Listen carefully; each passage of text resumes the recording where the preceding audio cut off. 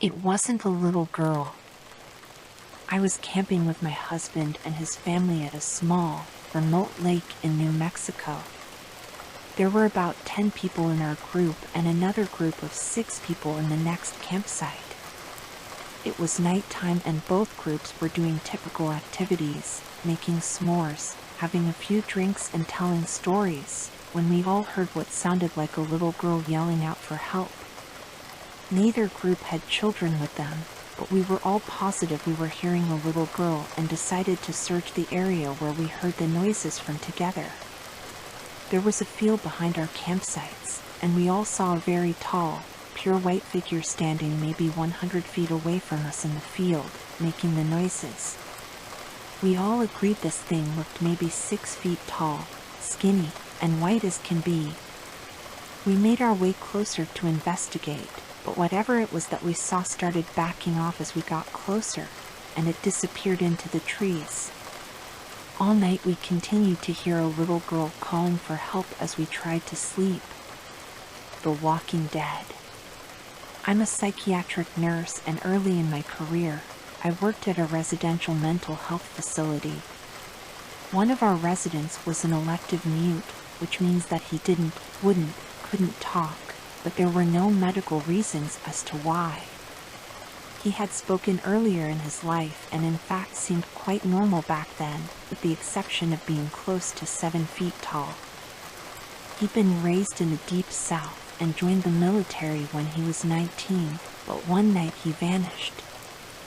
He was declared AWOL, and eventually he was declared missing and dead. 10 years later, a 7-foot-tall man walked into a VA hospital emergency room in my part of the Midwest and said to the receptionist, "My name is Marion Duchesne, not the real name, and I've been dead for 10 years."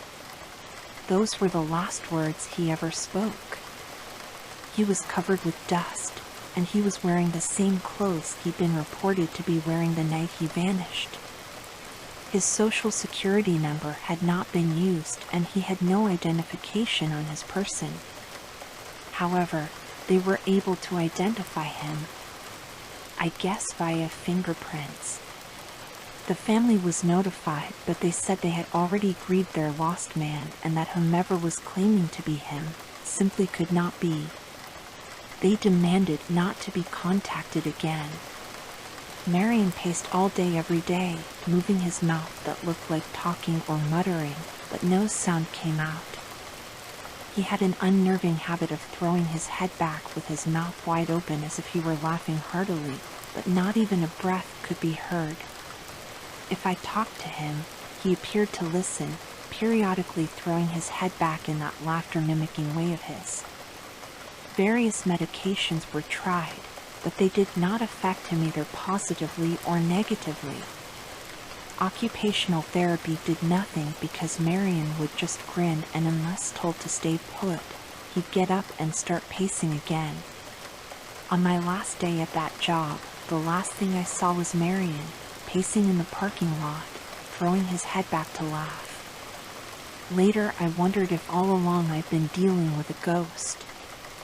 All these years later, I still don't know. The unrest stopped. I was driving across the country with my mom and sister when I was 16 and my sister was 20. It was late, but we were still well rested and alert.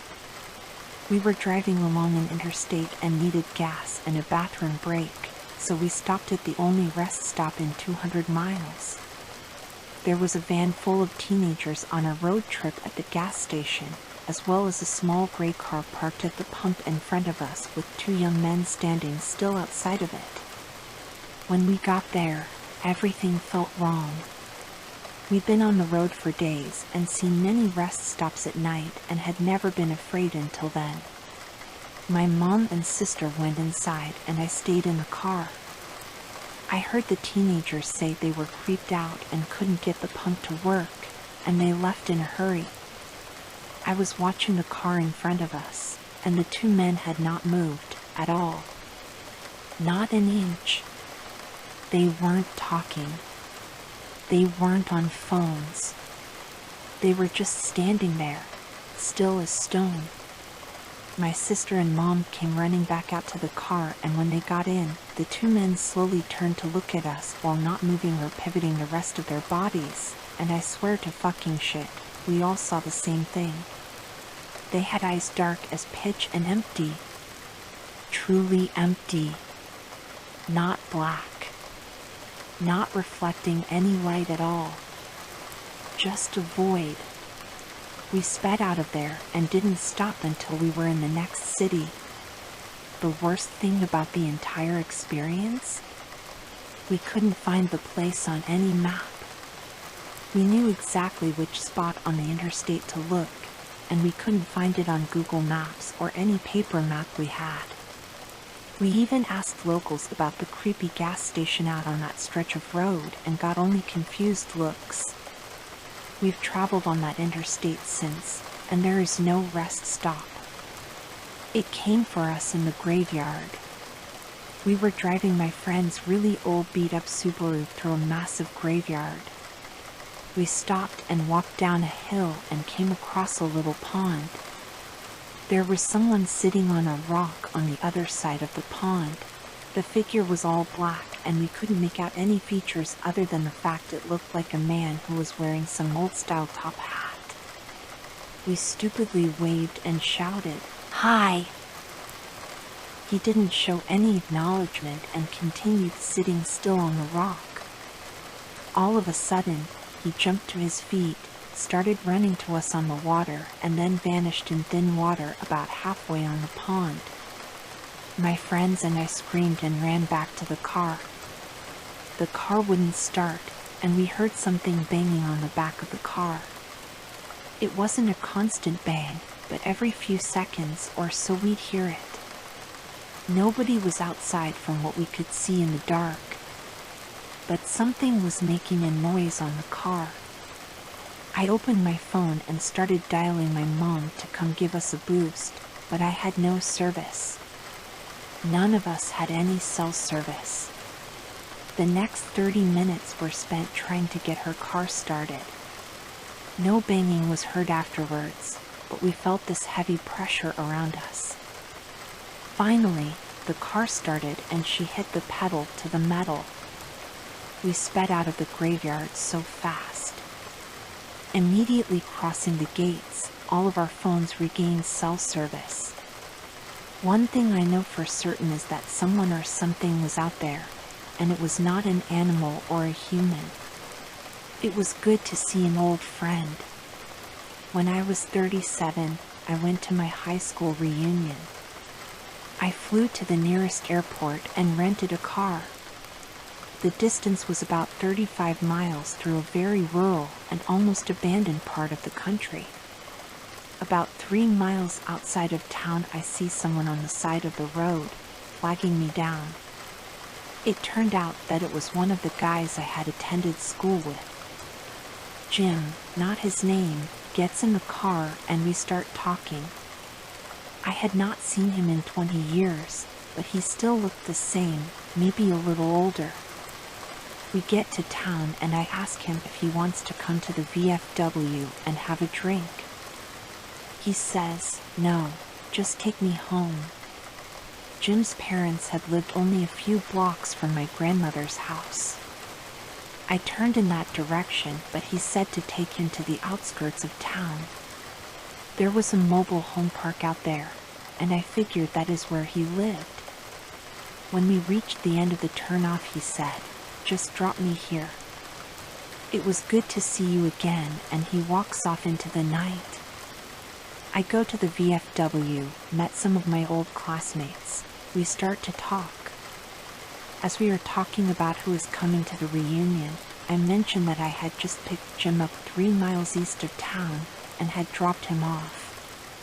Everyone gets quiet, even the guy singing karaoke stops and lays down the mic. My cousin goes white as a new t-shirt.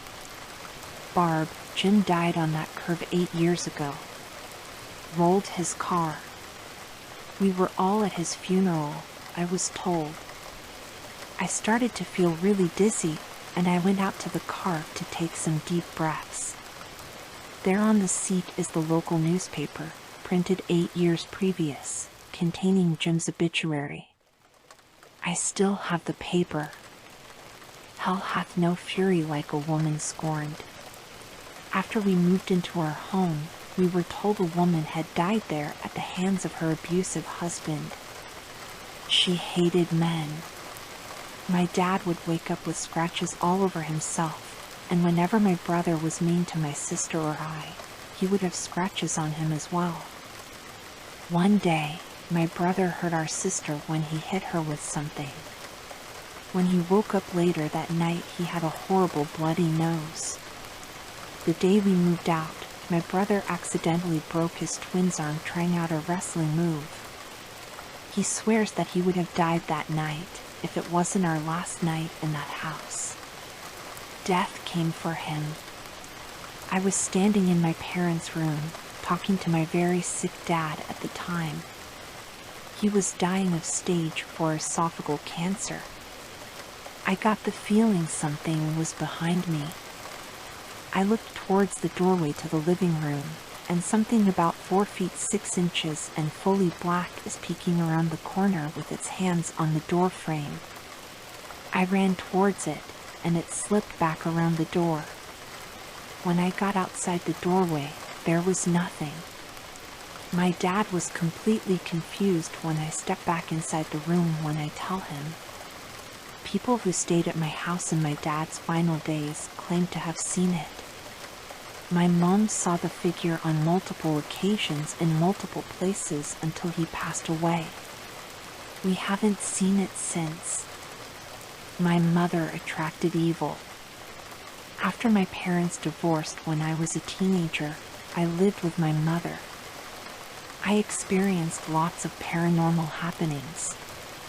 Several times when I was reading in my bed, the room would start to feel really icy. Next, it would feel as if somebody that hated me was staring at me. When I got that feeling, I would leave the room and come back an hour later.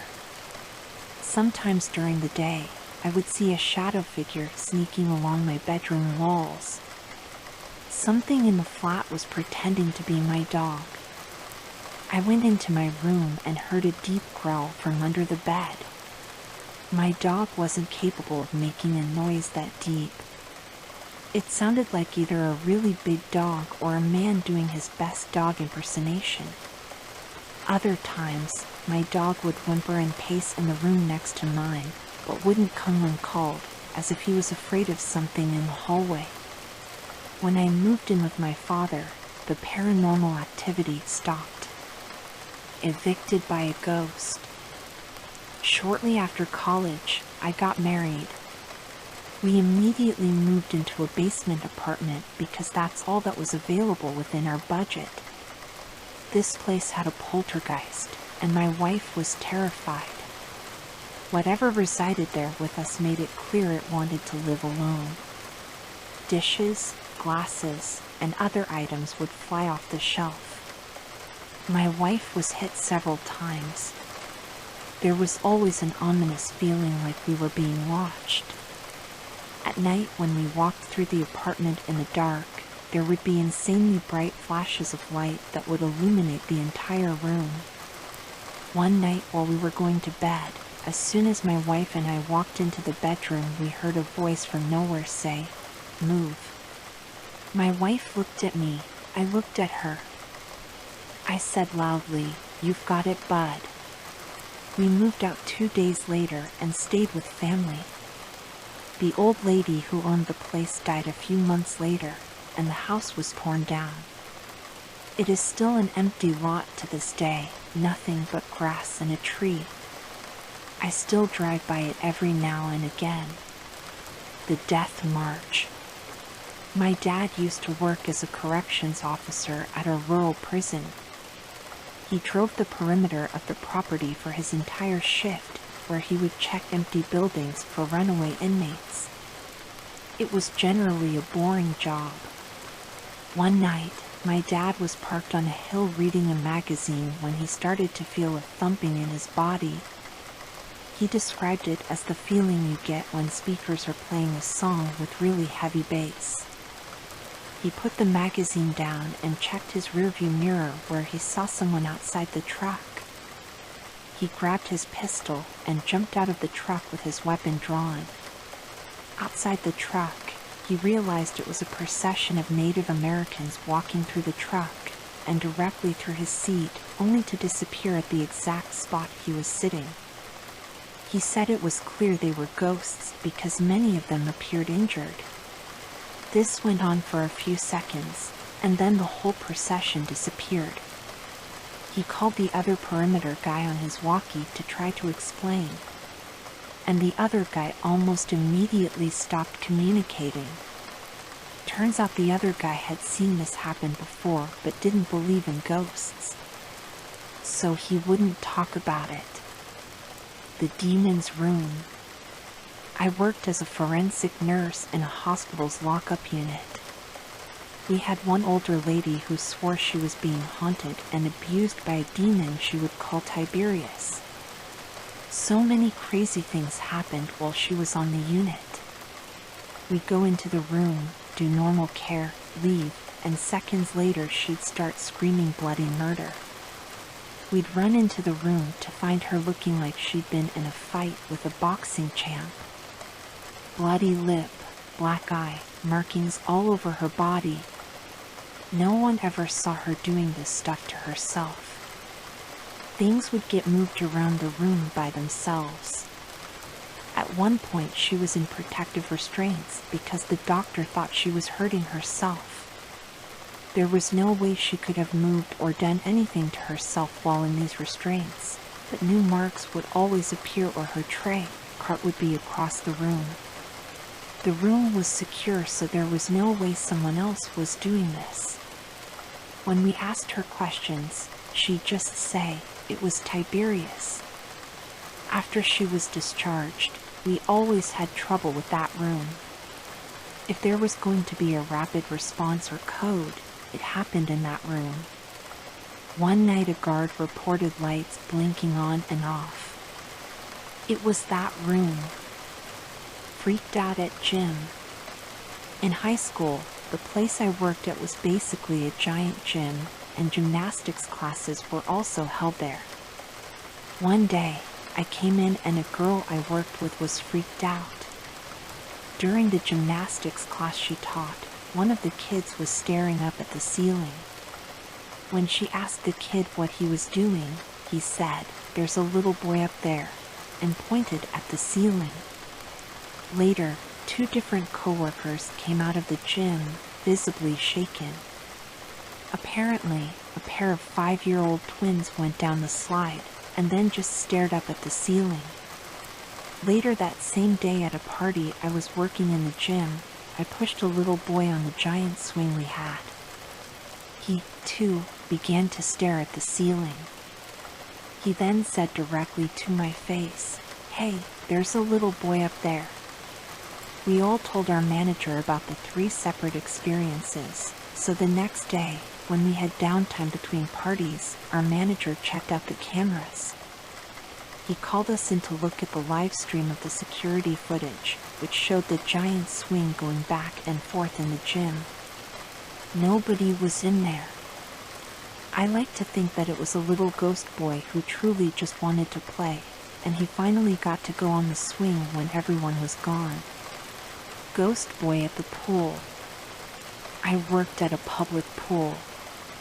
At night, I would work alone after hours cleaning the building and the pool. One night, around 2 a.m., I was cleaning the changing rooms. The pool has been closed for 4 hours at this time. So suddenly, I hear the sound of a child's laughter and bare feet running across the pool deck. I go out and scan the area. There's nobody in sight. The doors are all closed and locked. There is nowhere a kid could be hiding. There are no wet footprints on the pool deck. I recheck the doors and the security monitors. I am the only person in the building. It was unsettling. Angry grandfather's spirit. My girlfriend's grandfather's ashes were on a little shelf in the living room, right next to a very solid and heavy angel statue. One weekend, she and I are fooling around on the living room couch, and out of the corner of my eye, I see the angel statue fly off of the wall, accompanied with a deep grunt. We both stood there in shock, and after a few moments, I asked if she had heard the grunt sound as well, to which she agreed. Later that night at dinner, we told her parents what happened, leaving out the naughty bit, obviously. Megan's younger sister burst into tears, saying she had seen a dark figure at the foot of her bed the last couple of nights, but didn't want anyone to think she was crazy. After that day, I was a believer.